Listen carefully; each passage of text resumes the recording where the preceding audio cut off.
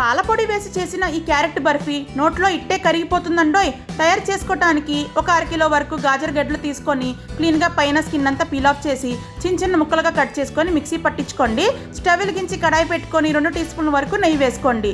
1 cup వరకు బొంబాయి రవ్వ వేసి బాగా వేయించుకొని ఒక ప్లేట్లోకి తీసుకోండి. అదే కడాయిలోకి 2 టీ స్పూన్ల వరకు నెయ్యి వేసుకొని మిక్సీ పట్టించుకున్న క్యారెట్ తురుము కూడా వేసేసి మగ్గించుకోవాలండి. కలర్ అయితే లైట్గా చేంజ్ అవుతుంది. ఇప్పుడు ఇందులోకి కాచి చల్లార్చిన 1 కప్పు వరకు పాలైతే వేసుకోండి. పాలల్లో క్యారెట్ అనేది బాగా మగ్గాలండి. ముందుగా మనం రోస్ట్ చేసి పెట్టుకున్న బొంబాయి రవ్వ వేసేసి 1 కప్పు వరకు చక్కెర అయితే వేసుకోండి. కొలతలో చెప్పాలంటే 100 గ్రామ్స్ షుగర్ అండి. ఇది బాగా మెల్ట్ అయిన తర్వాత ఒక 100 గ్రామ్స్ వరకు పాలపొడి వేసుకొని బాగా కలిపేసుకోండి.